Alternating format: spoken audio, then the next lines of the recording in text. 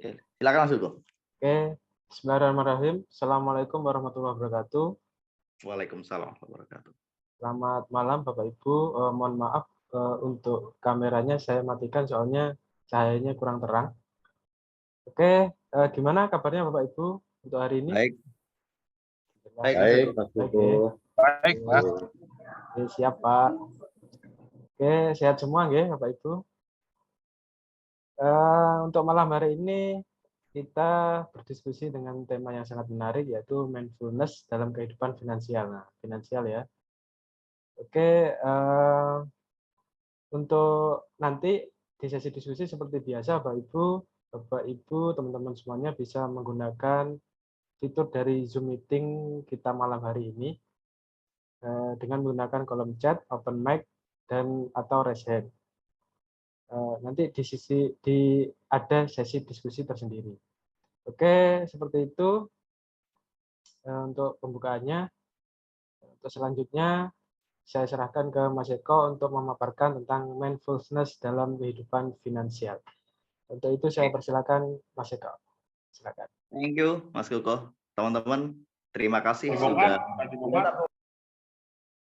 Assalamualaikum warahmatullahi wabarakatuh. Waalaikumsalam warahmatullahi wabarakatuh. Waalaikumsalam warahmatullahi wabarakatuh. Alhamdulillah wa syukurillah la haula wala quwata illa billah. Allahumma sholli ala sayyidina Muhammad wa ala ali sayyidina Muhammad.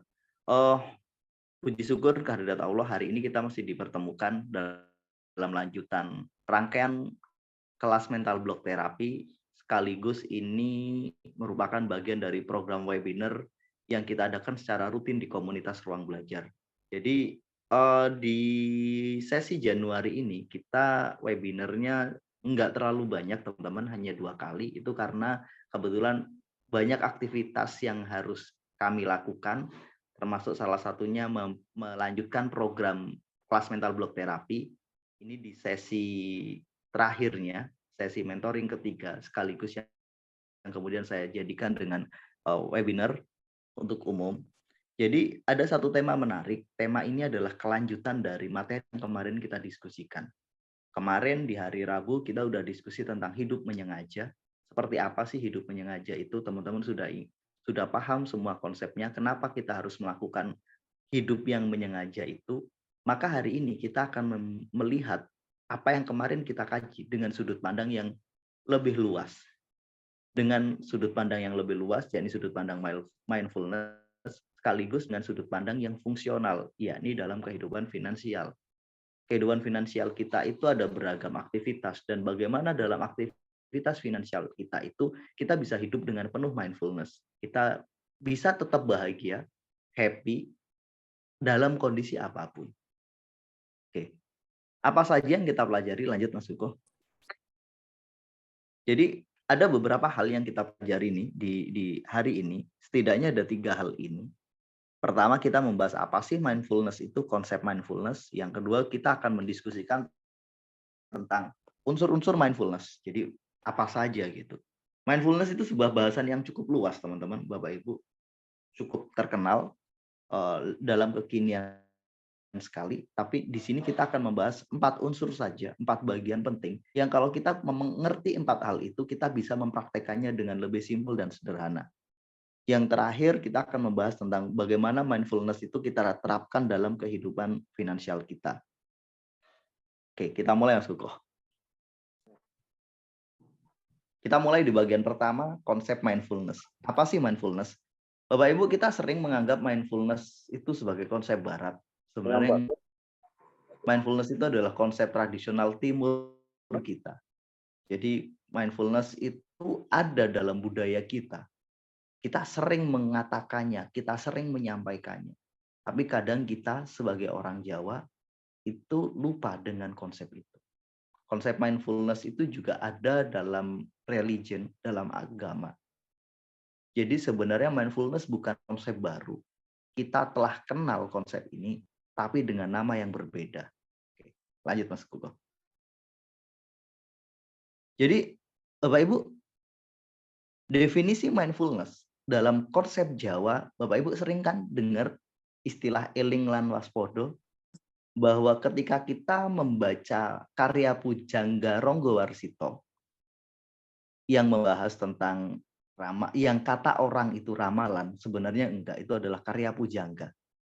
Jadi itu adalah karya sastra berupa syair yang kemudian syair itu diinterpretasikan macam-macam. Oleh para spiritualis Jawa itu disebut sebagai sebuah ramalan gitu. Salah satunya di situ disebutkan bahwa ya dunia kita itu sudah gila. Kalau kita nggak ikut gila, kita nggak kebagian. Maka dalam konteks itu hanya sedikit orang yang selamat. Siapa yang selamat? Yakni orang-orang yang eling dan waspodo. Konsep eling waspodo dalam konsep Jawa atau eling dan waspada dalam konsep kita adalah ingat dan berhati-hati. Itu sebenarnya adalah konsep mindfulness. Jadi atau dalam konsep filsafat Buddha atau ajaran Buddha bahwa manusia itu harus sadar, harus penuh dengan kesadaran. Sadar itu adalah sebuah kondisi di mana kita terbebas dari pola. Kita tidak diatur oleh pola-pola dalam hidup kita. Artinya apa? Kita adalah pemenang dari diri kita. Maka sebenarnya dua konsep itu sudah ada pada diri kita. Mau kita pakai konsep Jawa ataupun yang kemudian terkenal itu kan diambil dari konsep Buddhis. Atau kalau kita pakai sudut pandang spiritualis, ketika kita belajar tentang LOA, maka kita kenal dengan hidup yang koheren, yang selaras. Jadi, tiga konsep yang berbeda ini, kelihatannya berbeda, tapi mereka punya satu makna. Ya inilah mindfulness dalam berbagai sudut pandang. Kita mulai dulu dari sudut pandang Jawa dulu. Eling dan waspodo. Eling itu apa? Kita ingat teman-teman. Eling itu konsep attention. Jadi di mindfulness itu ada konsep attention. Eling itu adalah attention. Kita fokus yang berkesadaran. Pernah nggak kita fokus ke sesuatu, saking fokusnya sampai kita hilang kesadaran. Kita nggak tahu kita ada di mana. Itu bukan eling, itu terhanyut namanya. Atau ketika kita sholat, eling itu fokus khusyuk kepada Sang Pencipta. Kita meraih ultimate consciousness, kesadaran ketuhanan. Atau kita dalam beraktivitas, eling itu kita sadar penuh, kita ngerti apa yang kita lakukan. Itu eling. Jadi kita selalu ingat, kita selalu mampu memahami apa yang kita lakukan. Jadi satu fokus yang terkendali, itulah eling. Kita fokus tapi terkendali. Kita nggak kehilangan fokus.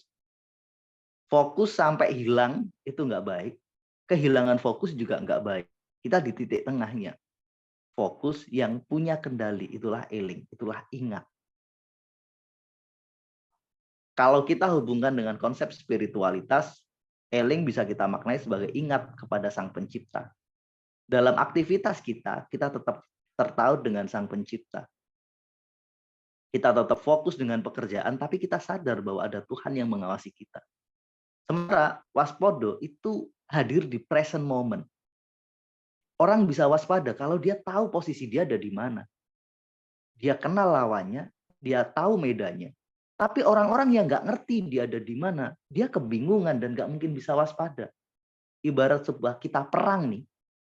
Waspada itu kapan? Pada saat kita tahu positioning diri. Maka kemudian di mindfulness kita kenal konsep present moment. Kita kenal konsep openness, keterbukaan, non-judgment. Jadi waspada itu dengan pertama, ketemu orang baru, ya nggak percaya, ya nggak curiga. Itu waspada, openness, keterbukaan. Dia punya potensi baik, dia juga punya potensi nggak baik. Orang waspada itu di situ, teman-teman. Bukan curiga. Dia punya SOP, punya prosedur untuk menjaga diri tanpa dihantui oleh ketakutan. Contoh paling sederhana. Bapak Ibu kalau malam pintu ditutup nggak mau tidur?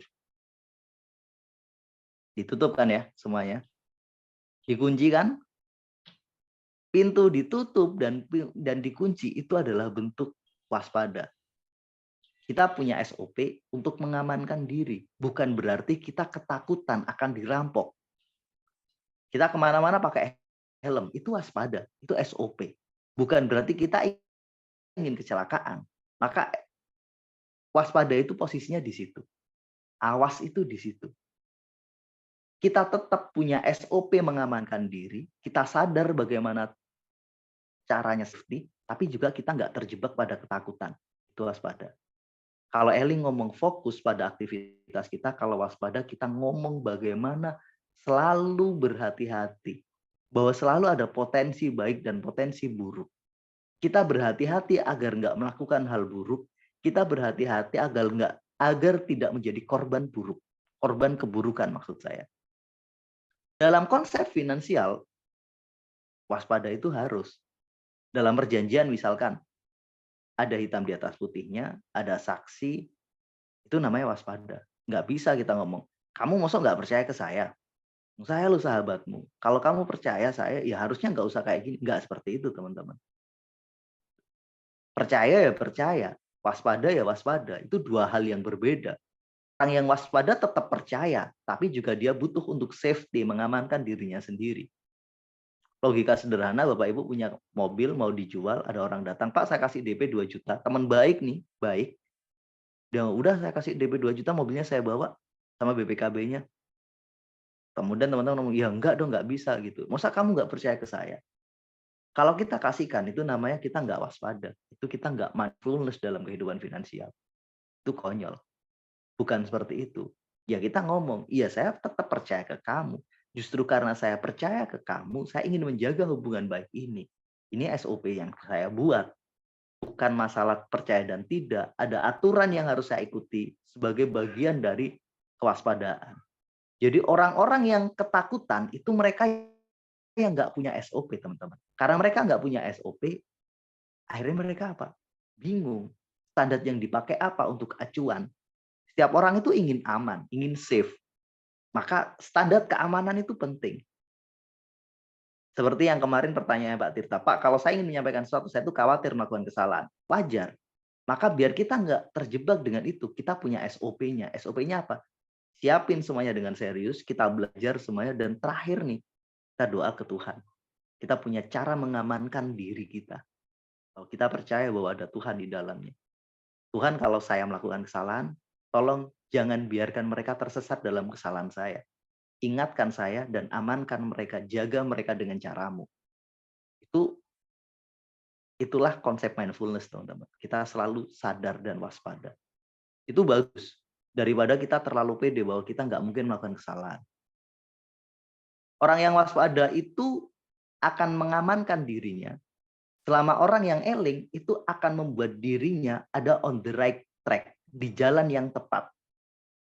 Ibarat perjalanan, eling itu adalah satu perjalanan membuat kita sampai pada tujuan. Kita selalu ingat nih, tujuan kita mana. Attention dan intention unsurnya. Sementara waspada unsurnya adalah openness dan present. Nanti kita bahas di bagian selanjutnya. Ini konsep dasar Jawa. Teman-teman sudah kenal ini. Tapi lebih dipopulerkan dengan istilah mindfulness. Tapi ya nggak apa-apa lah. Itu kan kebiasaan kita. Mungkin suatu saat nih teman-teman, makanan-makanan tradisional kita kalau dikasih label bahasa Inggris, label-label barat itu lebih terkenal, lebih booming mungkin. Ya buktinya kayak konsep ini, mindfulness, kemudian stoikisme, itu kan konsep-konsep dari, kalau stoik dari Yunan, dari konsep-konsep filsafat yang sebenarnya di dunia kita ada, di timur ada. Kemudian berikutnya adalah hidup yang sadar. Ya. Karena kita melakukan eling dan waspada, di situ kita hidup dalam kondisi sadar. Sadar itu apa sih? Kondisi on control, kondisi dalam kendali itu sadar, teman-teman. Ketika kita sadar dengan kata-kata kita, berarti kita mampu mengendalikan kata-kata kita. Ketika kita sadar dengan tindakan kita, berarti kita mampu mengendalikan tindakan kita. Jadi, pengendalian. Berikutnya adalah hidup yang koheren, yang selaras. Maksudnya selaras apa? Kita itu punya kata, kita itu punya emosi, kita punya keyakinan, kita punya pikiran, kita punya imajinasi. Jadi kita itu punya tindakan. Ada 6 unsur nih. Ada kata-kata, ada tindakan, ada imajinasi, kemudian ada emosi kita, rasa di dalamnya, ada keyakinan, dan ada pola pikir atau logika kita, atau pikiran kita. 6 unsur ini, kalau selaras, jalan di satu track yang sama, inilah mindfulness. Saya makan hari ini, sekarang, tangan saya menggerakkan untuk mengambil makanan, kemudian mulut saya membuka, tindakannya selaras. Kemudian di situ kata-kata saya berdoa, ya Allah terima kasih. Kata-kata saya berdoa, kemudian bersyukur, rasanya senang banget, terima kasih atas ada makanan ini. Kemudian kita punya keyakinan bahwa hanya Tuhan yang bisa memberi hadiah sebaik ini untuk saya. Kita punya keyakinan bahwa ini adalah hadiah terbaik Tuhan untuk kita. Pola pikirnya bahwa makanan ini akan membawa manfaat untuk saya, akan saya jadikan sebagai bahan baku untuk saya berproses. Bahwa makanan ini adalah makanan yang sehat karena saya memilih makanan-makanan terbaik saya. Imajinasinya apa? Wah, ini enak banget. Jadi kita membayangkan makanan ini sangat luar biasa. Atau boleh teman-teman mengimajinasikan apapun yang intinya selaras. Inilah hidup yang mindfulness, hidup yang selaras antara kata, tindakan, pola pikir kita, emosi kita, keyakinan kita, dan imajinasi kita. Ada kalanya kita makan, pikiran kita ke tempat lain. Tangan kita pegang HP, emosi kita kemana? Ingat yang lain, ingat peristiwa menyakitkan. Keyakinan kita ngomong, aduh hidup ini kok susah banget. Kita masih bisa makan, nggak bingung. Masih punya keyakinan hidup ini susah banget. Ya justru kondisi itu teman-teman yang bikin kita sakit, yang bikin kita stres. Hidup yang stres adalah hidup yang tidak selaras, tidak koheren antara 6 unsur diri kita tadi. Jadi kita itu punya kata-kata, punya tindakan, punya logika pikir, punya emosi, punya keyakinan, dan punya imajinasi. Setiap kita itu punya imajinasi. Imajinasi itu adalah bayang-bayang visual atau audio atau apapun yang ada di otak kita. Kalau 6 itu selaras, itu hidup yang luar biasa. Atau jangan-jangan kita hilang.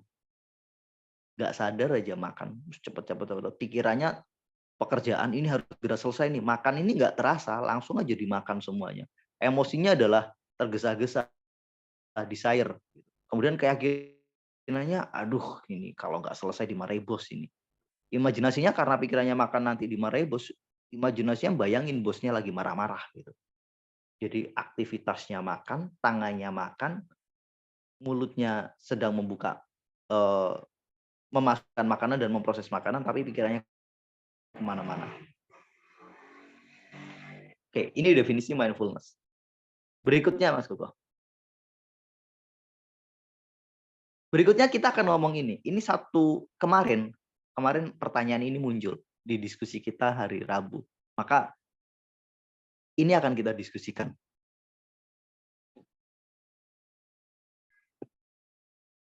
Jadi bahwa kompetensi diri dan kesadaran ini punya hierarki yang seperti ini, teman-teman. Hierarki pertama adalah bahwa seseorang itu tidak sadar dan tidak kompeten. Ciri-cirinya adalah bahwa dia tidak tahu kalau dia tidak mampu. Nggak tahu, nggak sadar kalau dia nggak mampu. Dia merasa mampu padahal nggak mampu. Itu adalah kondisi tidak sadar dan tidak kompeten atau unconsciousness of incompetent.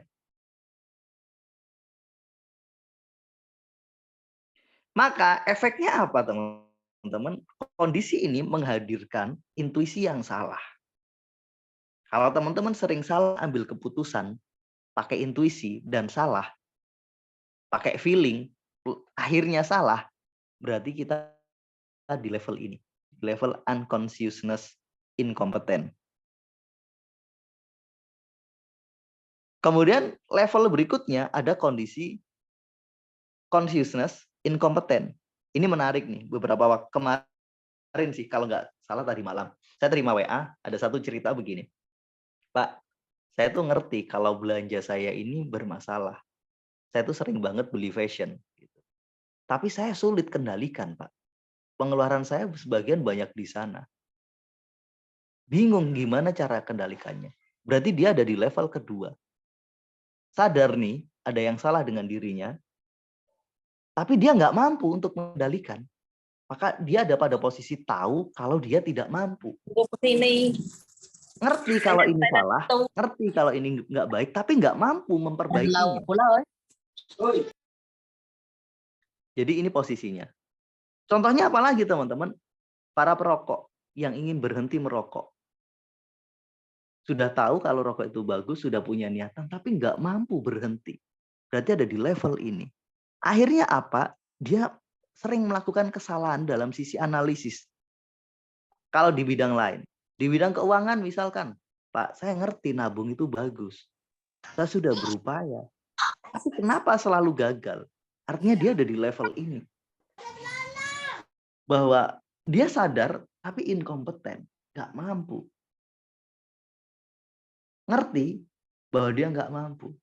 Ngomong lagi, saya ngerti Pak, kita harus melakukan ini, tapi bingung gimana caranya. Maka pada level ini teman-teman sudah ada pengetahuan, inkoheren pengetahuannya antara pengetahuan dan emosinya.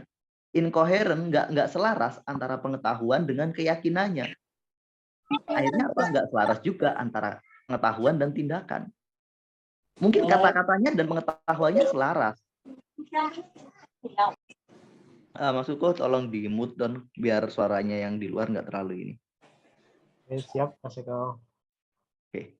Jadi bisa jadi teman-teman, banyak orang nih bisa ngomong tapi nggak bisa ngelakuin. Pernah dengar kata-kata kayak gitu nggak?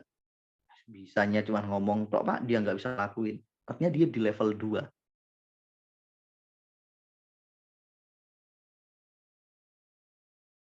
Dalam kehidupan finansial ini berbahaya. Banyak orang tahu boros itu nggak baik, tapi tetap saja mereka boros. Sulit kendalikan. Tapi ini masih jauh lebih baik daripada di level yang paling bawah.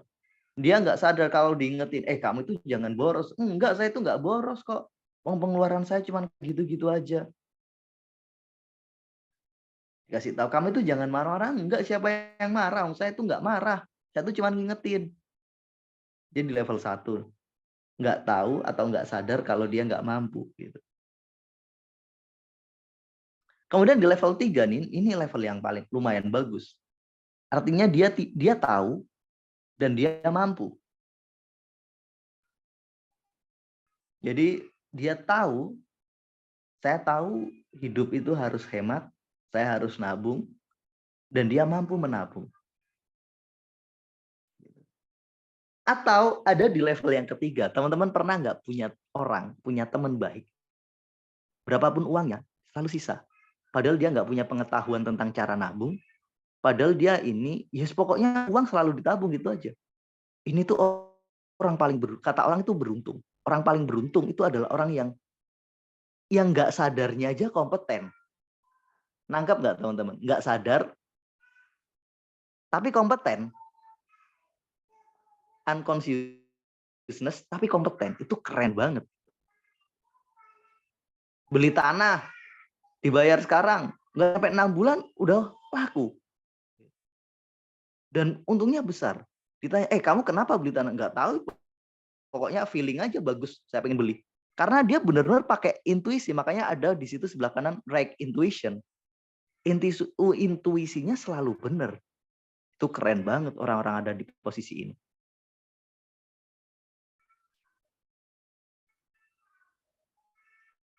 Jadi efeknya apa? Dia merasa mampu dan memang mampu. Jadi mampunya itu pakai feeling, bukan pakai logika.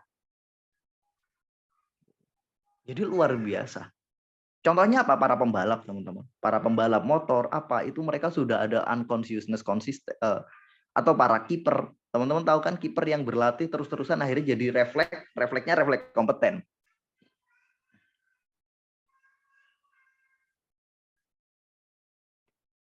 Tapi pada level tertinggi dan level bawah ini juga tipis paradok.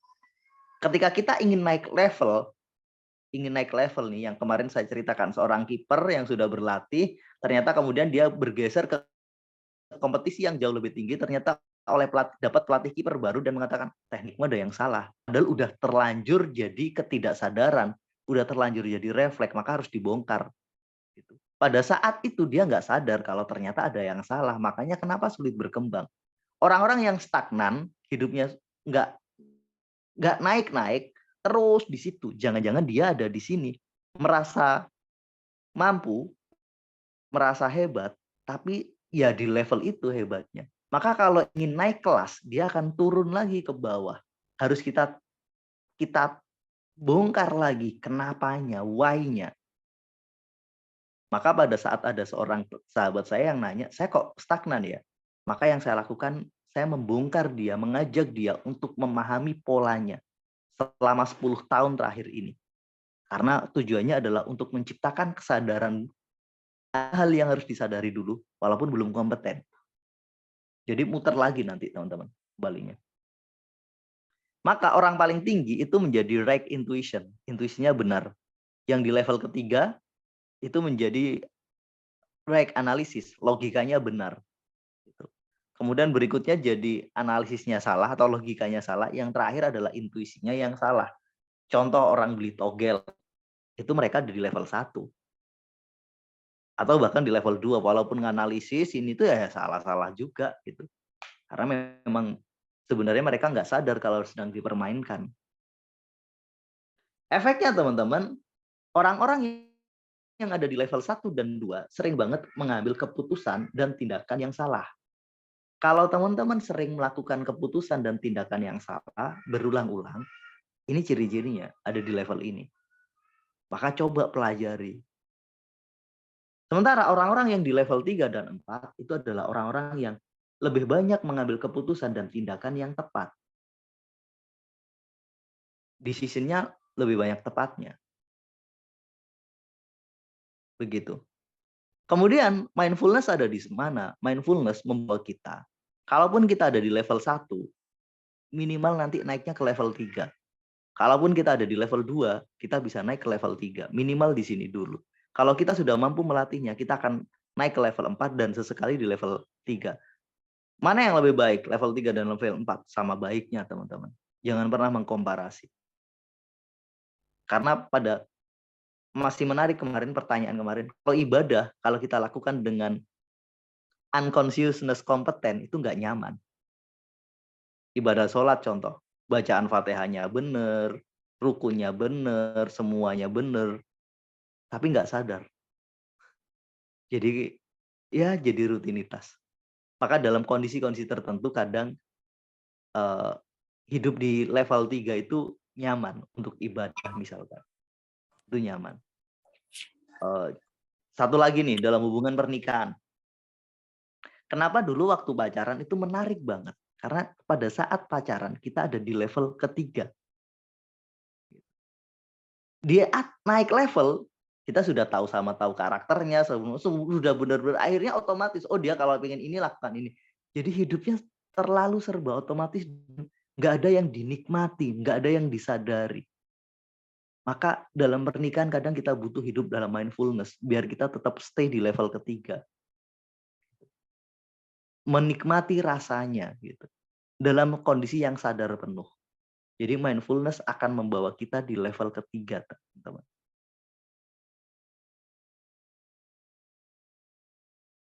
Jadi teori ini disampaikan oleh tokohnya ada di bawah itu, teman-teman. Jadi saya mengadopsi dari itu. Kemudian yang lain-lain kemudian kita hubungkan dengan mindfulness, ini kondisinya. Oke. Saya lanjut Mas Viko. Kita ke part kedua. Kita diskusinya di bagian akhir saja ya teman-teman. Pertama, unsur-unsur mindfulness.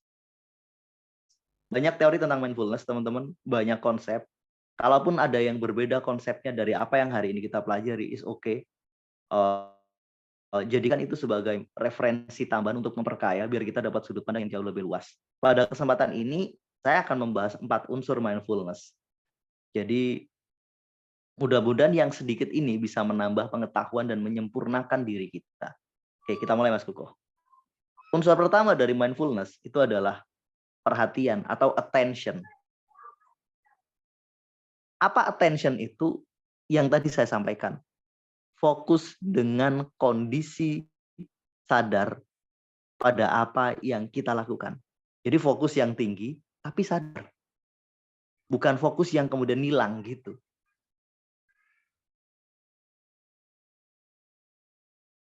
Oke, selamat bergabung Pak Gawat.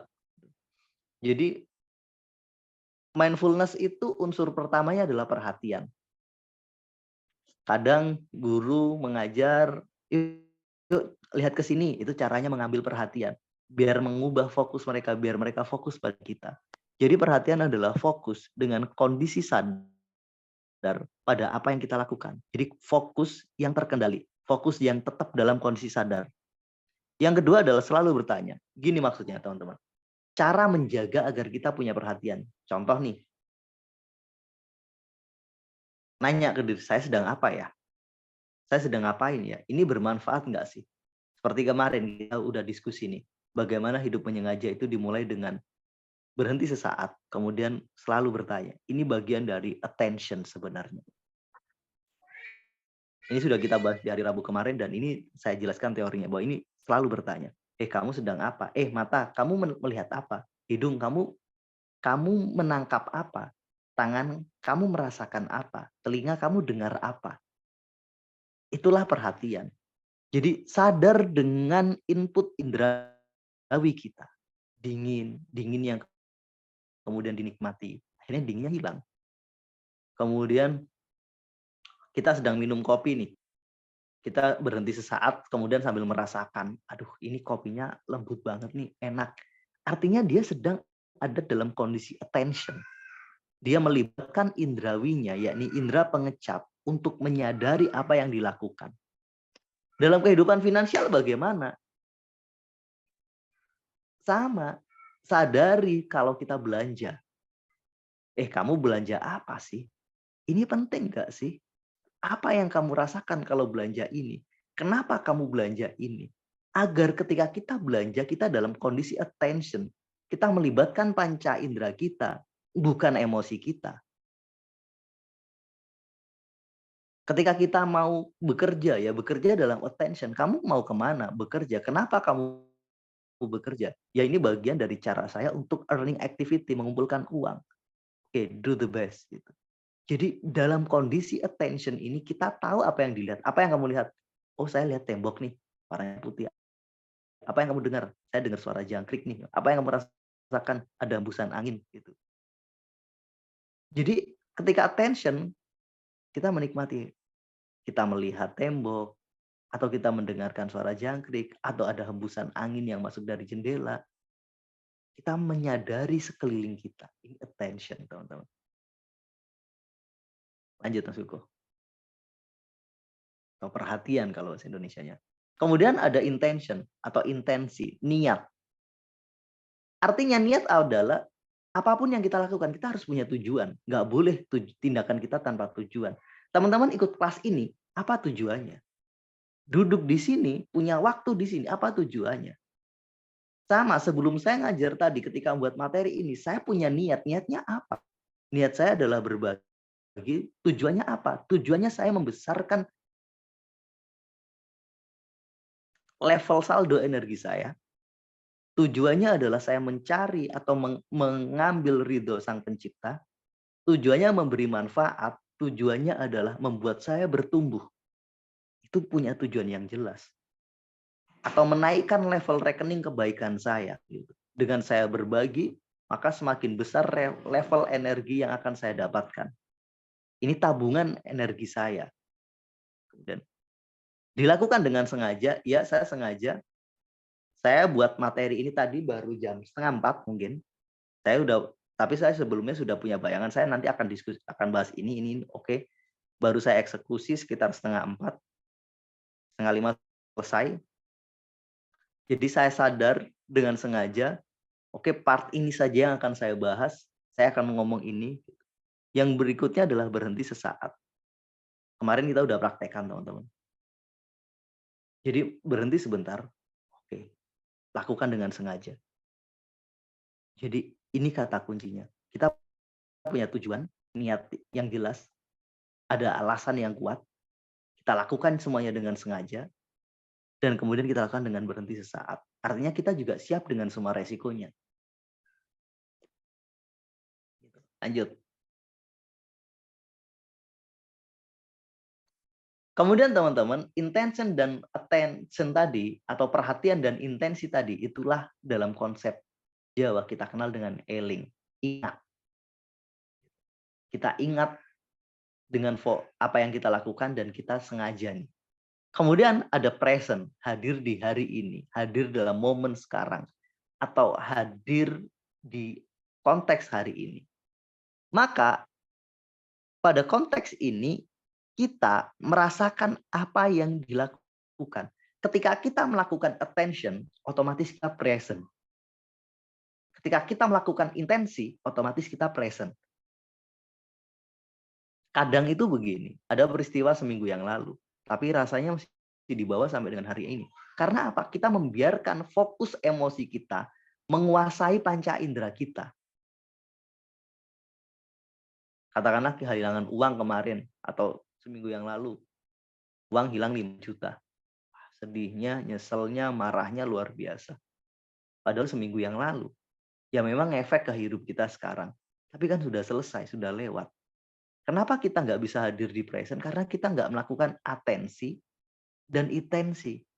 Kita nggak mengajak nih alat indera kita untuk hadir di hari ini. Padahal peristiwanya setahun yang lalu. Tapi rasanya masih kita bawa sampai sekarang. Ini hidup yang seperti apa sih? Maka hadir dalam present moment ini penting. Fokus di hari ini, rasa kita di hari ini, semuanya ada di hari ini. Rilis adalah cara agar kita hadir di hari ini. Semua latihan yang kita lakukan dengan Ho'oponopono yang teman-teman sudah lakukan, itu adalah cara agar kita hadir di present moment. Teknik-teknik yang kemarin kita diskusikan, itu adalah cara, itu adalah tool, itu adalah alat perang kita untuk menarik kesadaran kita kembali. Ibarat layang-layang, kita tarik nih, yang sudah nggak terkendali ini, biar kembali kepada posisinya. Maka unsur ketiga dari mindfulness adalah present. Kita hadir di hari ini. Kalau kita hadir di hari ini, teman-teman, apapun yang kita lakukan, itu nikmat, nyaman. Kita nggak akan terjebak dengan pikiran orang lain. Kita nggak akan terlalu terpengaruh dengan persepsi orang lain. Terserah orang-orang mau berpersepsi apa. Kadang kita itu nggak pede pakai baju tertentu karena kita terlalu terjebak dengan pikiran orang. Kita nggak hadir di hari ini. Pikiran kita nggak ada di sini. Pikiran kita ada pada orang lain. Di situ. Lanjut, Mas Hugo.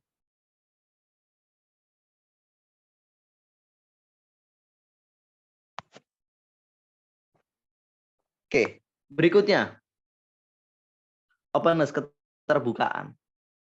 Keterbukaan ini membuat kita nggak menjustis, membuat kita nggak terjebak pada penjara, non-judgment. Kita nggak perlu menjudge bahwa, aduh besok ini kacau. Nggak usah menjudge apapun. Ada orang baik, ada orang buruk, biarkan saja. Kita netral nih, gitu. Objektif. Oh dia punya kebaikan nih, kebaikannya A, tapi dia juga punya keburukan, keburukannya B. Seobjektif itu. Oh dia itu keren nih di sisi ini, tapi di sisi yang lain dia nggak baik nih. Yang terpenting nih nggak melekat. Contoh begini teman-teman. Buat teman-teman yang belajar tentang konsep-konsep law of attraction, bagaimana melakukan manifestasi, kita kadang diajarkan untuk mengimajinasikan apa yang ingin kita gapai. Katakanlah mobil warna merah. Maka dalam konsep tidak melekat ini, konsepnya begini sederhananya. Kita itu ingin mobil A warna merah, katakanlah apa misalkan Mazda 2 warna merah, yang merahnya seperti ini. Ingin banget itu. Padahal rumusnya jelas bahwa Tuhan itu jauh lebih ngerti. Tuhan itu jauh lebih paham tentang kebutuhan kita. Ternyata kemudian kita dikasih mobil yang lainnya. Sama merahnya, tapi bentuk yang lain. Maka, kalau kita terlalu melekat pada apa yang kita inginkan, potensinya gagal itu besar. Kenapa? Karena sebenarnya itu nggak baik.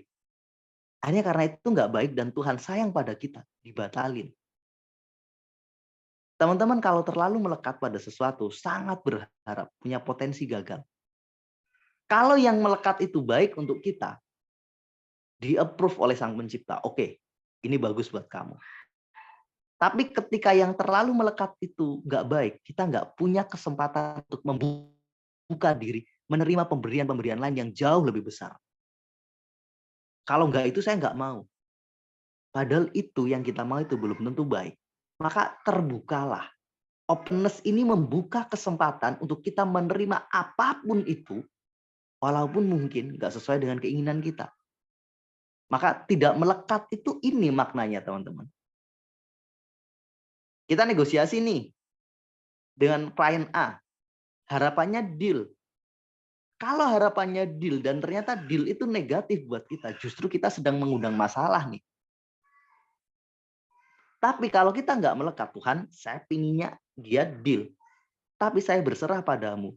Beri saya keberhasilan dengan dia, atau gantilah yang lebih baik. Kata-kata atau gantilah yang lebih baik, itu adalah konsep openness. Ketidakmelekatan. Jadi orang-orang yang hidup dalam mindfulness itu nggak melekat pada hasil. Keterbukaan. Non-judgment, contoh, aduh saya gagal nih, itu judgment. Padahal enggak, belum tentu. Gagal itu sementara, sukses itu juga sementara. Gagal hari ini belum tentu besok gagal, sukses sekarang belum tentu besok sukses. Maka kita itu berproses, maka di situ ada non-judgment, objektif. Ya yang baik tetap baik, yang buruk tetap buruk. Jangan pernah ngomong kayak gini. Ini contoh nih, ada orang, cewek, mohon maaf sebagai contoh, kemana-mana pakai celana pendek. Dia nggak nutup aurat, tapi sholatnya tepat waktu. Dia puasa, dia tertib. Kemudian kita ngomong, buat apa sih kamu sholat? Nutup aurat aja nggak bisa. Ini namanya nggak objektif, teman-teman. Sholat itu tetap kebaikan. Sebagai kebaikan ya biarkan dia baik. Perilaku nggak tutup aurat itu juga satu perilaku berbeda. Jangan kita komparasi kemudian hal baik ini dianggap nggak berguna. Enggak. Kayak ngomong, buat apa sih kamu puasa? Matanya masih jelalatan. Ya puasa, mata jelalatan ya mata jelalatan. Akhirnya ngomong, buat apa sih kamu bekerja gitu? Uang gajinya nggak seberapa. Ya itu lebih kacau lagi. Enggak, objektif. Yang baik tetap baik, yang buruk tetap buruk. Kita ada buat garis nih, dan kita menerima itu sebagai bagian dari hidup kita. Yang terpenting nih, openness itu diakhiri dengan satu kesadaran tertinggi. Bahwa Tuhan itu maha cerdas. Kalau kita sadar bahwa Allah, Sang Pencipta, itu maha luar biasa, maka kita nggak layak terikat dengan keinginan kita. Karena pasti Tuhan akan memberi yang jauh lebih besar. Kita pengennya A, ternyata dikasih B. Ya nggak apa-apa. Kita pengennya berhasil, tapi ternyata dikasih kegagalan. Nggak apa-apa. Openness, terbuka. Semuanya sementara. Jadi hidup yang terbuka bahwa ini sementara, semua mungkin, ada baik, ada buruk. Ini adalah hidup yang mindfulness. Kita terbuka dengan situasi apapun. Termasuk dari sisi finansial.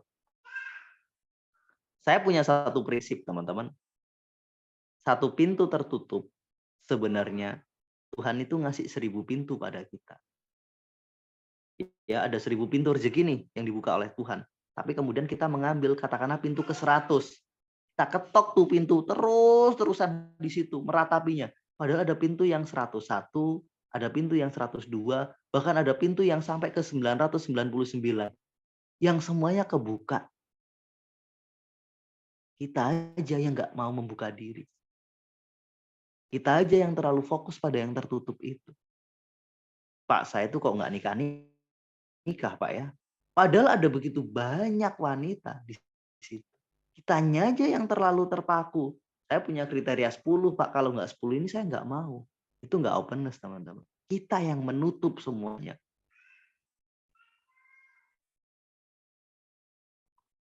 Dalam hidup finansial, kesempatan selalu ada. Saya sepakat, kesempatan itu hanya sekali, benar. Tapi kesempatan itu selalu ada, walaupun berbeda. Paham ya teman-teman? Kesempatan yang sama itu nggak mungkin terulang 2 kali. Itu benar. Tapi ketika kita ngomong kesempatan itu hanya sekali, enggak. Tuhan selalu ngasih kita kesempatan, walaupun berbeda bentuknya. Kesempatan yang sama nggak akan pernah tercipta 2 kali, itu benar. Tapi kesempatan selalu ada. Tinggal kita yang memilih menggunakannya atau tidak. Itulah konsep openness. Oke, kita diskusi dulu nih sampai di sini. Sebelum kita belum ngomong tentang mindfulness dalam kehidupan finansial. Ada pertanyaan mungkin? Atau ada hal yang mau didiskusikan? Silakan. Silakan Mas Hugo, saya kembalikan. Barangkali ada pertanyaan di chat atau apapun boleh. Silakan teman-teman. Oke, siap, Mas Eko. Silakan Bapak Ibu, kalau ada ingin yang didiskusikan dengan Mas Eko, silakan. Oke, kita lanjut kalau nggak ada. Masih ada, boleh. Silakan saya tunggu 1 atau 2 orang. Oh ini Pak Intan, Mas Eko. Silakan Silakan Pak Intan. Pak Intan. Assalamualaikum Mas Eko. Waalaikumsalam warahmatullahi wabarakatuh. Gimana kabar Pak Intan? Alhamdulillah sehat Mas Eko, sebaliknya gimana? Alhamdulillah Pak, sehat. Iya. Gini Mas Eko, yang perlu saya tanyakan itu pertama, untuk mempertahankan hidup kita itu kan kita harus istilahnya itu mau berubah. Betul. Nah, untuk menghadapi perubahan ini kan kita harus istilahnya itu berinovasi. Ya, sepakat saya. Nah, untuk itu menghadapi perubahan kan butuh ilmu Mas Eko. Sepakat Pak, betul. Nah, bagaimana kita menyikapi untuk kedepannya supaya perubahan ini betul-betul membawa dampak yang positif atau berguna untuk semuanya. Terima kasih waktunya Mas Eko. Terima kasih. Oke, kita kembali ke konsep openness tadi. Bahwa kita harus berpikir terbuka bahwa perubahan itu kepastian. Satu kesempatan hilang akan ada kesempatan-kesempatan berikutnya. Dan keberuntungan adalah bertemunya antara kesempatan dan kesiapan. Dan untuk menjadi siap, kita butuh belajar, kita butuh ilmu. Sebenarnya Pak Intan sudah ketemu bahasa jawabannya, yakni kita terus belajar. Atau kita sewa orang profesional untuk membantu kita. Nggak harus kita yang mempelajarinya. Orang-orang yang sudah tahu ilmunya, sudah ngerti caranya, kita ambil, nih bekerja pada kita. Kita minta dia membantu kita. Itu jauh lebih baik kalau kita nggak siap belajar. Lalu kembali ke slide yang tadi, yang skala, yang kompetensi dan kesadaran tadi. Oke, siap. Sebentar Pak, saya jelasin dari situ. Sebelum ini. Oke, ini. Oke. Akhirnya begini Pak Intan, ketika perubahan terjadi, mungkin awalnya kita ada di level atas, di level 4. Kita kompeten walaupun nggak sadar, pakai intuisi aja udah cukup. Tapi ketika perubahan terjadi, semuanya berubah, Pak. Akhirnya kita geser ke bawah lagi. Kita menjadi orang yang unconscious plus inkompeten. Disitulah mulai kehancuran dimulai. Karena efeknya garisnya adalah di situ. Banyak tindakan dan kesalahan yang kita lakukan. Maka kemudian kita naik lagi ke level kedua. Oh iya ya, saya harus berubah. Jadi Pak Intan ketika mulai sadar, iya betul perubahan, saya harus mulai berubah. Sudah mulai ada di level kedua. Sudah naik level nih. Dari level 4 turun lagi ke level 1, sekarang udah naik lagi ke level 2 bahwa kita sudah sadar nih, tapi kita belum benar-benar mampu. Maka untuk bisa mampu, kita hanya punya 2 hal yang bisa kita lakukan. Terus belajar dan terus berlatih, Pak. Betul, betul. Terus belajar dan terus berlatih. Agar kita bisa menyambut perubahan itu. Karena kalau kita nggak melakukan belajar dan berlatih, kita akan tertinggal oleh perubahan. Orang-orang yang tertinggal perubahan hakikatnya adalah mereka yang hidup di level 1, yakni unconscious plus incompetent. Ketika kita belajar dan berlatih, kita akan naik level lagi ke level ketiga. Kita sadar dan kita kompeten. Kalau ini terus dilakukan, kita akan kembali lagi ke level berikutnya. Terus seperti itu. Dalam kehidupan profesional selalu seperti itu. Betul, Memang betul, Mas dia Eko, betul. muter terus seperti itu. Iya, Maka kunci untuk sukses adalah sabar. Nggak ada lagi. Kita sabar dan tetap optimis. Dalam belajar kita butuh kesabaran, termasuk bersabar dengan waktu. Kemudian dalam mengupgrade diri juga kita butuh kesabaran. Untuk geser dari level 1, 2 ke level 3 itu juga butuh waktu. Yang paling panjang sebenarnya Pak, geser dari level 3 ke 4. Itu paling panjang. Maka kadang kalau kita ngomong ke dunia sepak bola, Pak, ini sebagai contoh paling sederhana nih, misalkan olahraga. Ada pemain muda nih baru 19 tahun. Dia tekniknya bagus banget, semuanya bagus, tapi dia masih di level 3. Artinya masih sadar dan kompeten. Karena dia masih hidup dengan sadar dan kompeten. Kadang dia grogi ketika kesadarannya turun. Kadang dia ragu nih, walaupun dia kompeten gitu. Pada titik itulah dia akan kalah dengan pemain yang sudah berpengalaman. Karena mereka yang berpengalaman, wah kalau model gini diginikan, pakai intuisi udah cukup banget. Para pelatih sepak bola, kadang dia memasukkan pemain-pemain tertentu yang pertimbangannya benar-benar intuisi. Dianalisis ini nggak jalan, oke lah coba kamu lakuin ini. Kadang kata-katanya coba, tapi ternyata berhasil. Maka di dunia sepak bola atau di dunia olahraga itu paling mudah untuk kita lihat perubahannya terus terjadi, muter dari atas kemudian ke bawah lagi. Sama di dunia keuangan nih, kita ngomong bisnis produk.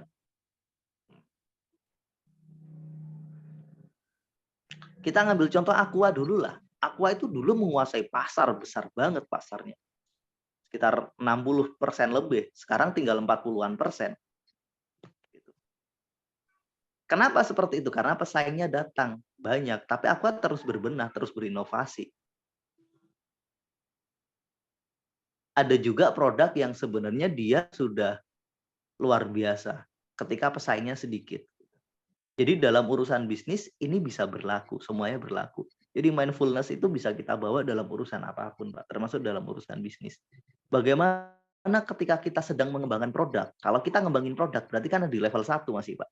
Kita belum benar-benar tahu respon pasar, kita masih ngira-ngira. Atau kita sudah tahu respon pasar, tapi kita masih belum bisa mengikutinya, berarti di level kedua. Atau kita sudah tahu level respon pasar, dan kita sudah mulai mengikutinya, kita sudah mulai berproses. Selalu seperti itu. Kalau dalam urusan mengelola uang, jangan-jangan yang bikin semuanya hancur karena kita nggak kompeten dalam mengelola uang. Kita kompeten dalam mencari uang, tapi kita nggak kompeten dalam mengelola uang. Kalau suruh cari uang, pinter Pak. Tapi kalau ngelola, enggak. Maka beberapa kasus yang pernah saya temui ketika saya mengambil data dan riset beberapa waktu yang lalu, itu adalah para pengusaha kecil itu punya kemampuan yang baik dalam mengakumulasi uang, mengumpulin uang. Tapi setelah uang itu banyak, mereka salah ambil keputusan investasi. Mereka salah dalam pengelolaan. Sehingga apa? Sumber income-nya yang tadi tinggi itu di peak performance, tiba-tiba pasar berubah drastis, mereka nggak siap uang untuk riset, nggak siap uang untuk uji coba, nggak siap uang untuk beli peralatan baru. Maka ternyata problem mereka yang bikin mereka drop bukan karena mereka nggak kompeten cari uang, karena mereka gagal atau nggak kompeten dalam mengelola uang. Sehingga ketika mereka butuh uang banyak untuk beli alat baru, untuk riset, untuk uji coba produk, mereka nggak punya uang. Maka bisa jadi kehancurannya dari sisi finansial. Tidak semata-mata karena kita nggak bisa cari uang, tapi karena kita nggak bisa kelola uang. Karena memang semuanya selalu muter. Kita cari uang dulu, uang kita kelola, dinaikin levelnya biar ketika kita cari uang juga naik level. Iya Pak Intan? Ya, gini Mas Eko, soalnya ada masalah ya di perusahaan saya. Ketika kita sekarang saya sendiri Mas Eko ya, tanggungan itu katakanlah di tahun yang lalu itu dibanding sama sekarang itu tanggungannya itu susut 200% lah katakan.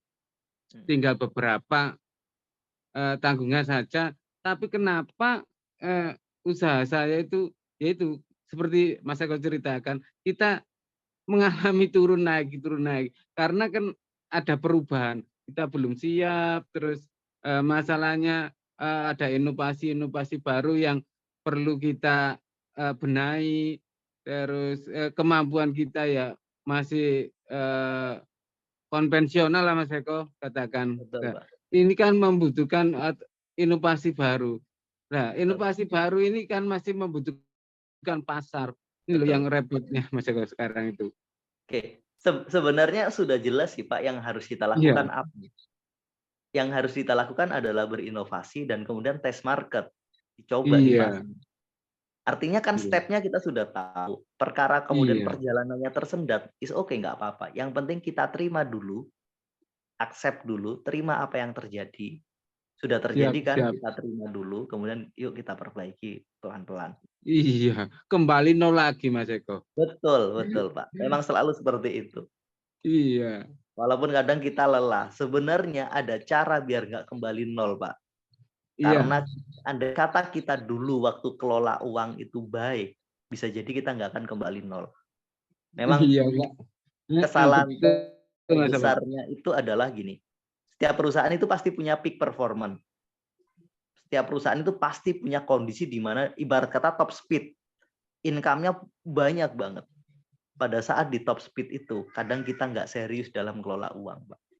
Betul, betul, Bukan betul. untuk investasi kembali ke bisnis untuk mengembangkan, kadang buat yang lain-lainnya. Yang paling Iya, sering terjadi itu beli tanah, Pak. Kelihatannya bagus itu investasi. iya, betul, betul, betul Mas Eko, Tapi betul. padahal pada saat bisnis kita butuh uang, kita bingung. Tanah itu nggak sebanyak ini, produktifnya nggak secepat bisnis yang kita kelola. Kebanyakan yang saya temui adalah, Bu, buat kenapa uangnya habis? Ya saya buat beli tanah, Pak.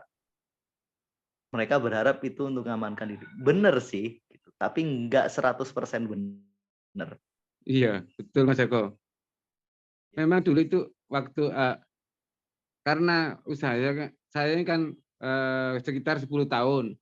Iya, Terus di saat ada istilah puncak sebelum corona Mas Eko itu kan betul-betul luar biasa.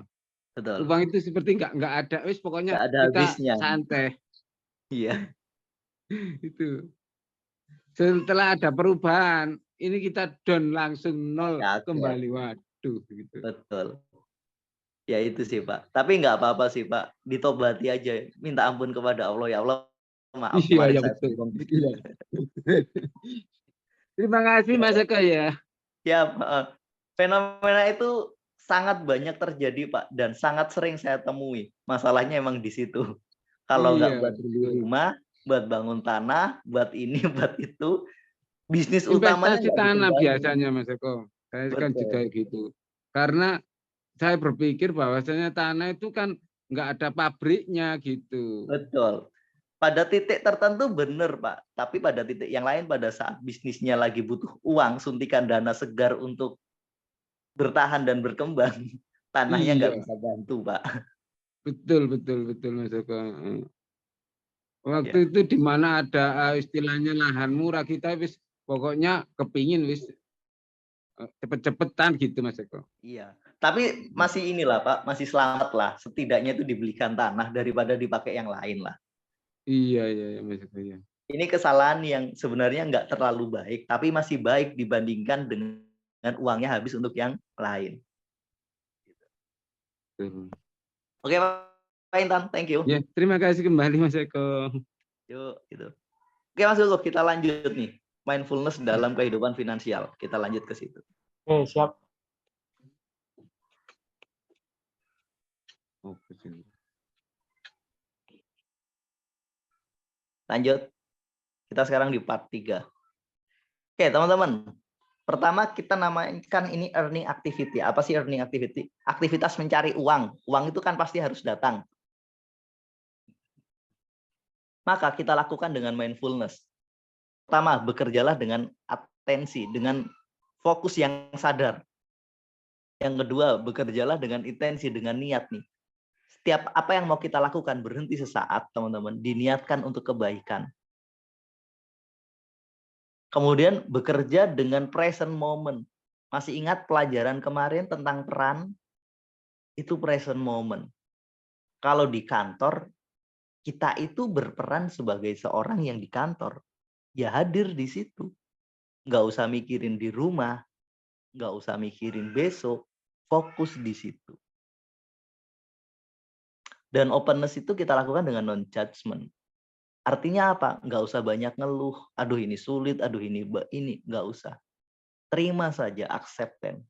Jadi dalam bekerja teman-teman, yuk kita mulai dengan fokus. Kita mulai dengan satu fokus dan kesadaran yang tinggi dan satu niat yang sangat bagus. Contoh nih, kalau misalkan ceritanya Pak Intan tadi, setiap apapun yang dilakukan, diniatkan, ya Allah, saya berniat untuk mengembangkan bisnis ini biar membawa manfaat yang lebih tinggi. Saya berniat untuk menaikkan level bisnis saya, untuk naikin income saya dengan cara yang baik. Jadi aktivitas kita nih adalah aktivitas dengan satu tujuan yang jelas. Pagi, tujuan saya hari ini adalah untuk memperbaiki bisnis ini, mengupgrade biar income-nya terus naik. Atau tujuan saya adalah untuk melayani orang-orang di sekitar saya. Jadi nyatakan intensi itu. Yuk kita hubungan dengan ibadah, teman-teman. Kita sholat dan puasa tanpa niat bisa nggak? Sah atau tidak? Enggak kan, teman-teman? Kita ambil itu, kita bawa dalam pekerjaan kita. Setiap mau bekerja, kita kasih niat yang dalam, yang serius. Itu intensi harus ada. Atensi kita tunjukkan dengan fokus yang berkesadaran. Kemudian hadir di momen itu. Ketika di rumah mungkin bisa jadi ada problem. Masih ingat kan kemarin? Berhenti sesaat, yuk berubah. Sadari bahwa kita sudah berubah, sudah berganti peran. Ini ngomong tentang peran. Ini yang kemarin kita diskusikan. Yang berikutnya adalah non-judgment. Jadi dalam bekerja, dalam mencari uang, seperti itu. Ini juga sama teman-teman dalam menerima uang. Ketika menerima uang, lihat uangnya, rasakan secara indrawinya, atensinya di situ. Terima uang dengan atensi, terima uang dengan niat. Uang ini mau saya pakai apa? Kadang yang bikin uang itu habisnya cepat. Ketika datang, nggak kita niatkan untuk apa ini uang. Kadang nih, yang lebih parah lagi, ketika kita terima uang, kita nggak hadir di momen itu. Kita terima uang 1 juta, aduh kok cuma 1 juta nih, harusnya 10 juta. Kita nggak di present moment, teman-teman, pada saat menerima uang. Jadi earning activity itu aktivitas yang kita lakukan agar uang datang. Itulah earning activity. Maka ketika uang datang, hadir di present moment. Hitung nih, 1 juta, makasih saya udah dapat 1 juta. Thank you uang 1 juta, kamu sudah mau datang ke saya. Walaupun bisa jadi target kita 10 juta, bahkan mungkin 100 juta. Lupakan itu pada saat nerima, fokus di situ. Keren nih, thank you banget. Non-judgment yaitu tadi, jangan menghakimi, kok sedikit banget sih, kok ini masih kurang. Enggak. Kita openness. 100 juta itu dimulai dari 1 juta, teman-teman. 1 miliar sekalipun, angkanya dimulai dari 1 juta perjalanannya. Maka kita bangun kesadaran itu, non-judgment itu ada di situ. Lanjut, Sugo.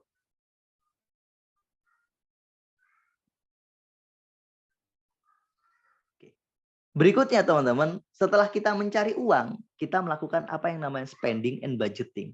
Ngeluarin uang dan menganggarkan uang. Di sini kita juga harus hati-hati. Lakukan dengan atensi, dengan fokus dan sadar. Enggak cuma terkendali oleh terburu nafsu. Uang ini akan saya pakai untuk apa? Lakukan dengan intensi, tujuan saya mengelola uang ini apa? Jangka panjang saya apa? Jangka pendek saya apa? Kemudian belanja atau ngeluarin uang dengan present moment. Ini bener nggak sih uangnya harus pakai untuk ini? Ini bermanfaat nggak sih? Ini bener nggak belanja saya? Jadi present moment itu kita mulai dengan, yuk berhenti sesaat. Hadir dulu. Bawa pikiran kita di sini. Selaraskan semuanya, teman-teman. Selaraskan antara kata, tindakan kita. Oke, saya beli baju ini bener nggak? Oke, tanya ke diri sendiri dulu. Hei, pikiran, ini gimana nih? Baju ini layak saya beli nggak? Halo emosi, gitu. Gimana nih?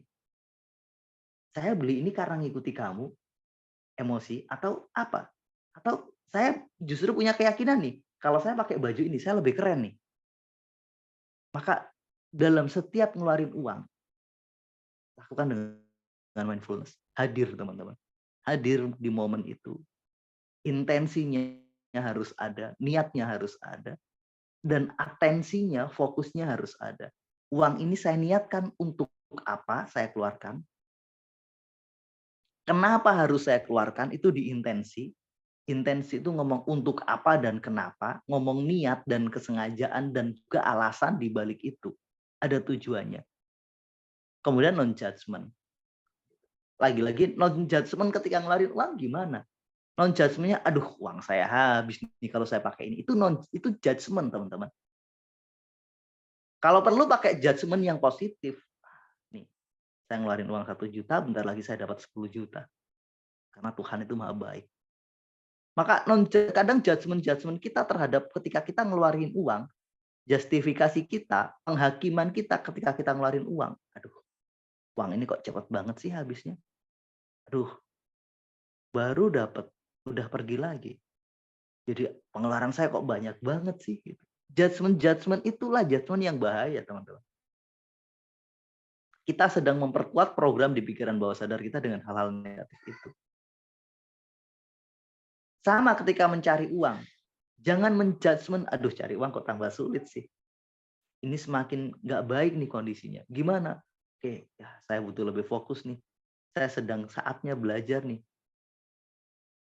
Tadi rumus tadi ketika kita sering melakukan kesalahan, artinya kita lagi turun level kompetensinya. Bisa jadi kita di unconsciousness incompetent atau di consciousness incompetent. Sadar tapi nggak mampu, nggak kompeten. Hanya ada 2 itu kemungkinannya. Kalau semuanya menurun, semuanya nggak baik, artinya sudah ada perubahan nih. Perubahan itu kemudian nggak kita sadari dan kita nggak mampu menggapainya. Oke, berikutnya Mas Kuko. Oke, teman-teman, dalam urusan finansial kita juga punya 2 hal ini, satunya proteksi dan satunya investasi. Ketika kita niat lakuin investasi, maka lakukan dengan sadar. Lakukan dengan niat yang jelas. Jangan terburu nafsu untuk mencari keuntungan. Jangan tergesa-gesa. Kita harus berpikir jangka panjang. Kita harus terbuka bahwa investasi itu punya 2 sisi, manfaat dan rugi. Selalu ada itu. Saya siap nggak kalau rugi? Karena kalau dapat manfaat, dapat untung, semua orang siap. Sama dengan proteksi, teman-teman. Banyak orang fokus cari uang, tapi mereka nggak punya kemampuan melindungi uang. Contoh nih, misalkan kasusnya artis yang sakit. Padahal dia kerja keras, ngumpulin aset. Gara-gara sakit, semua asetnya habis. Karena apa? Dia nggak punya proteksi. Andai kata dia punya proteksi finansial, katakanlah dia ikut asuransi kesehatan, atau asuransi jiwa, atau sejenisnya. Maka di sini manfaat. Karena kebanyakan orang berpikir negatif tentang proteksi. Walaupun memang benar ada oknum yang salah menerjemahkan proteksi. Ada kasus nih yang bikin masalah yang merugikan orang, merugikan nasabah, benar. Itu memang realita. Tapi bukan berarti buruk. Maka teman-teman, coba bangun kesadaran tentang proteksi finansial. Proteksi finansial itu penting. Bentuk pertama dari proteksi finansial adalah dana cadangan. Sudah punya belum dana cadangan? Bentuk kedua dari proteksi finansial adalah asuransi jiwa, teman-teman. Karena apa? Ketika seseorang bekerja dan kemudian dipanggil Tuhan, maka keluarganya butuh nyambung hidup. Sudah siapkah keluarga itu? Maka disitulah butuhnya proteksi. Kalau teman-teman punya mobil, jangan lupa memproteksinya. Karena begini, ini kadang konyolnya. Beli mobil 300-400 juta sanggup, membeli proteksi untuk katakanlah 15 juta untuk 3 tahun. Mereka nggak sanggup. Padahal kalau terjadi apa-apa, kecelakaan katakanlah, ya kita cuma ngeluarin uang kecil tuh tadi, yang cuma 5 juta itu, yang kemudian bisa memproteksi semua problem yang ada di kecelakaan itu. Mobil itu bisa diperbaiki oleh pihak asuransi. Pak, tapi kan asuransi banyak bohongnya. Nggak banyak bohongnya, teman-teman. Kita aja yang nggak mau membaca klausulnya. Atau kadang kita berperilaku aneh. Contoh gini, teman-teman beli makan nih, nasi pecel. Nasi pecel kan macam-macam. Ada yang 5.000, 10.000, 20.000, 100.000. Pertanyaannya, sama nggak kualitasnya antara nasi pecel yang 5.000-an dengan yang satu porsi 10.000? Sama nggak layanannya? Sama nggak ini? Kadang di situ. Kita beli proteksi yang terlalu kecil untuk mendapatkan hasil yang sangat besar. Sama dengan kita pengen beli nasi pecel yang 5.000-an, tapi ingin dapat layanan bintang 5. Seperti itu juga. Itu salah satu kesalahan kita dalam memahami proteksi. Kalau investasi, kita kebanyakan terlalu fokus pada keuntungan. Kita lupa bahwa selalu ada kerugian, selalu ada potensi resiko dalam investasi. Investasi itu baik selama dilakukan dengan sadar. Maka mindfulness dalam investasi itu sangat-sangat penting. Kita melakukan dengan niat, artinya kita tahu nih resikonya, dengan atensi. Atensi itu dilakukan dalam bentuk apa? Analisis. Kalau kita ngomong di investasi. Intensi kita lakukan dengan apa? Dengan sadar bahwa ada resiko di dalamnya. Kemudian present moment itu ngomong apa? Bahwa oke, data-data nih yang saya punya sekarang, saya pakai untuk ambil keputusan hari ini. Apakah besok berhasil atau tidak? Kita openness, kita terbuka. Keputusan saya ini mungkin berhasil, mungkin gagal. Maka saya siap nih dengan semua itu. Maka itulah mindfulness dalam investasi. Kalau mindfulness dalam proteksi, bahwa kita know, kita tahu dengan detail tentang proteksi itu sebenarnya penting. Jangan abai. Kita objektif di situ. Teman-teman, itu pembahasan tentang mindfulness dalam kehidupan finansial kita. Bahwa mindfulness dalam bekerja, dalam earning, membuat kita enjoy dalam bekerja, membuat kita punya niat yang jelas. Mindfulness dalam budgeting dan spending, dalam ngeluarin uang dan menganggarkan uang, membuat kita lebih rapi dalam menata uang, membuat kita nggak sembarangan ngeluarin uang, membuat kita selalu punya rem untuk melakukan pengeluaran-pengeluaran yang nggak penting. Mindfulness dalam investasi bikin kita nggak serakah, bikin kita siap dengan semua resiko, dan kita juga siap dengan keuntungan. Mindfulness dalam proteksi finansial membuat kita lebih wisdom, lebih bijak dalam memilih proteksi terbaik untuk keluarga kita. Itulah pemaparan tentang mindfulness dalam kehidupan finansial. Silakan teman-teman kalau mau diskusi lagi. Yuk kita mulai sesi diskusinya. Masih ada waktu berapa menit Mas Kuko? Sekitar 10 menit. Oke, masih ada waktu 10 menit teman-teman untuk kita diskusi. Jadi silakan teman-teman. Bapak Ibu. Malam Mas Eko. Malam Mbak. Siap. Ya. Kita Mau tanya nih Mas. Boleh Pak. Kan agak sedikit kontradiktif yang saya alami sendiri juga. Kadang dalam berinvestasi kan kita pasti kan ngejarnya keuntungan. Betul. Satu sisi dengan kita ngejar keuntungan tadi, akibatnya kan malah muncul keserakahan gitu ya. Betul. Dan malah kita karena terlalu pengen untung jadi maksain bahkan jadinya rugi. Betul. Nah itu mengendalikan rasa itu gimana ya Mas ya? Oke, jadi kita pakai 4 prinsip mindfulness tadi Pak. Atensi. Atensi dalam investasi itu apa? Analisis. Artinya kita benar-benar menganalisis nih dengan semua data nih yang kita punya. Kemudian intensi adalah niat. Pertama, ketika saya ambil decision ini, saya punya potensi rugi, saya punya potensi untung.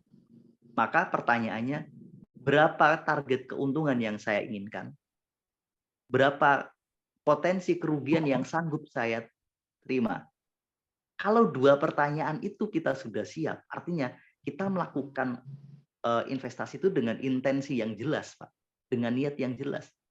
Kadang nih, karena begini sebenarnya, investasi itu seperti orang naik motor, Pak. Naik mobil di jalanan. Naik mobil di jalan penuh resiko nggak? Penuh. Penuh. Bagaimana cara meminimalisir resiko? Ikuti aturan Ya. lalu lintas. Kemudian safety kendaraan kita jaga. Sama.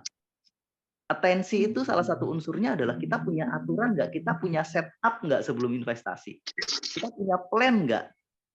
Jangan-jangan ada saat tanah murah beli. Tapi kita nggak punya planning, tanah ini mau diapakan?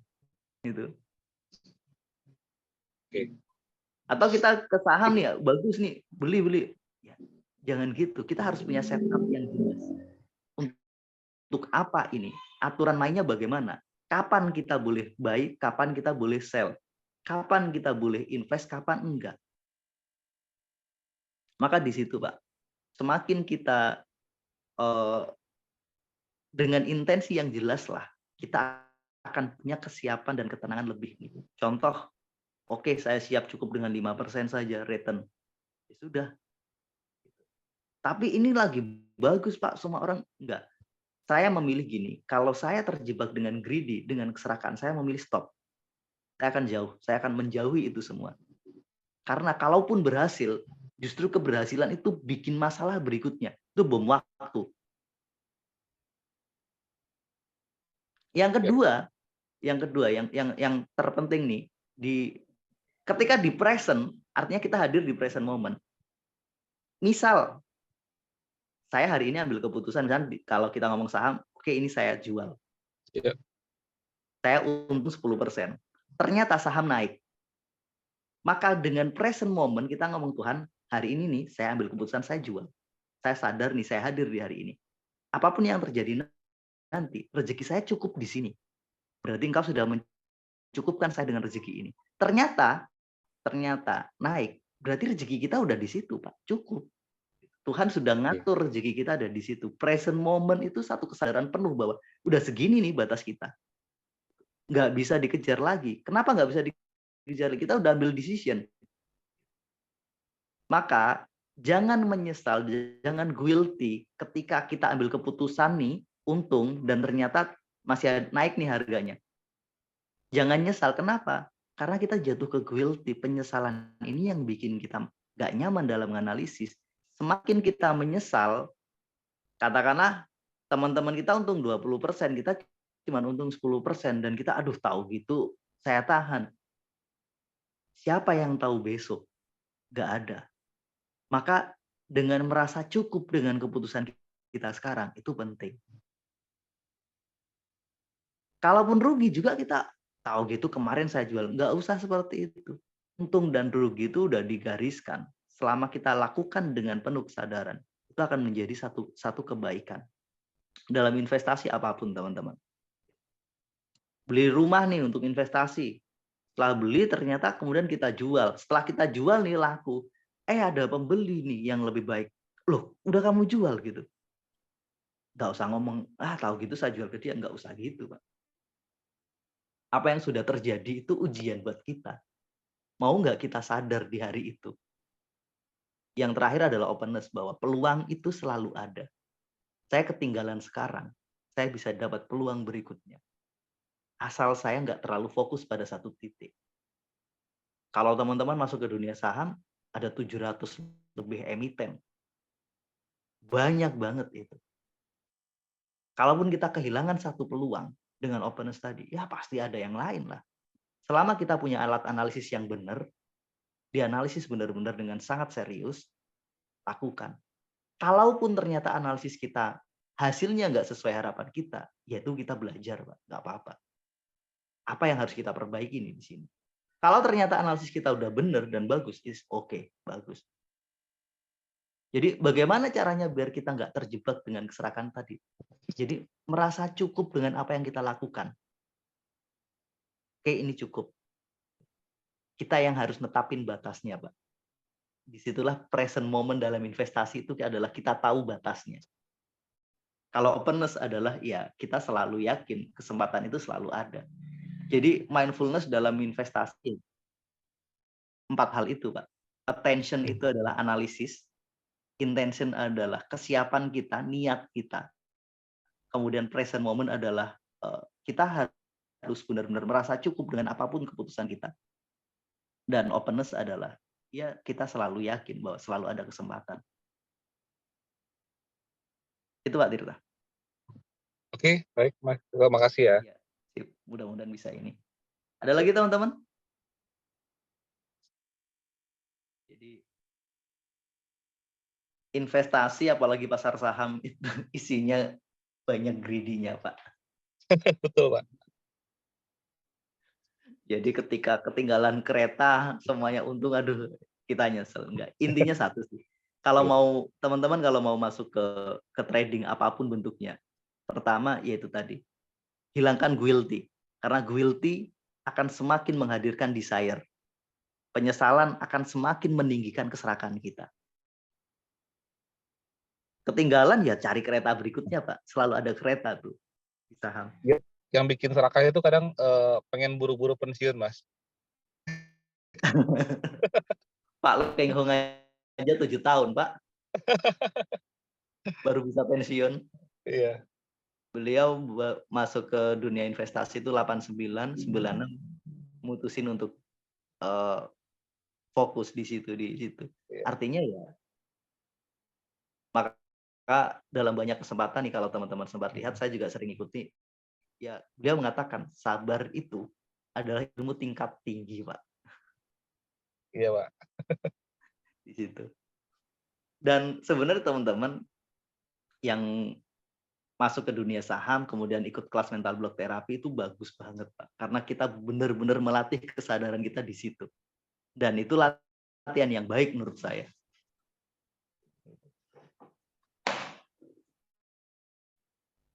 Thank you, Pak. Ya, makasih Mas Eko. Gimana teman-teman? Ada lagi satu orang lagi? Kurang 2 menit nih masih. Kurang 1 menit. Gitu.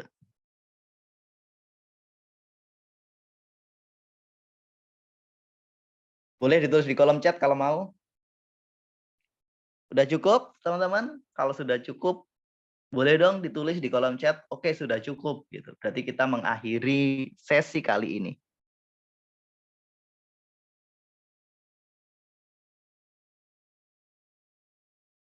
Oke ya, udah cukup ya teman-teman. Thank you banget.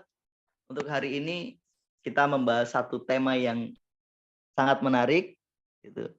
Mudah-mudahan kita bisa menerapkan mindfulness dengan 4 prinsip tadi. Attention. Kemudian thank you Bang John. Jadi dengan 4 prinsip dasar, attention, artinya dalam melakukan apapun kita harus fokus tapi tetap sadar. Kita harus menganalisis. Kemudian intention, kita harus punya tujuan yang jelas. Thank you Pak Heru. Kemudian present, kita hadir di hari ini, dan openness, semua kita sikapi dengan keterbukaan. Terima kasih teman-teman, terima kasih waktunya. Mudah-mudahan hari ini membawa kebaikan untuk kita semua. Mohon maaf atas segala kekurangan, mohon maaf atas segala salah kata. Saya akhiri, Assalamualaikum warahmatullahi wabarakatuh. Waalaikumsalam warahmatullahi wabarakatuh. Oke. Terima kasih. Terima kasih Mas Eko, Mas Duku. Terima kasih Mas Eko. Semuanya. Terima kasih Mas Eko, Mas Eko. Terima kasih Bapak Ibu, ya, terima kasih kembali Bapak Ibu, luar biasa untuk malam hari ini. Terima kasih untuk semuanya yang telah bergabung. Kita ketemu lain waktu lagi, ya. Iya, Mas Bu. Berkah. Ketemu di bulan Februari teman-teman, jadwalnya menyusul. Mungkin ada usulan topik, pertanyaan boleh gitu. Ada satu topik yang akan kita diskusikan di bulan Februari itu nanti tentang konsep holografis, dunia holografis dan dunia fraktal, itu yang belum sempat kita bahas. Dan mungkin satu topik lagi, barangkali teman-teman punya usulan yang bisa kita diskusikan. Kalau saya mampu membahasnya, saya bahas. Kalau belum punya kemampuan, ya mungkin kita ganti tema saja. Artinya kita diskusi sesuatu yang kita pahami.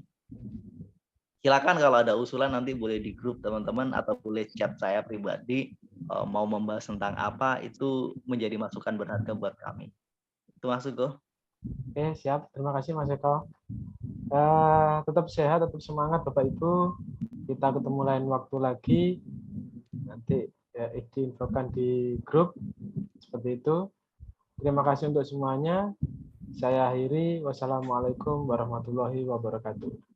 Waalaikumsalam warahmatullahi wabarakatuh. Terima kasih, Mas Terima Eko. kasih Mas Kuku. Terima kasih Sama-sama semuanya. Pak Bu. Terima kasih semuanya.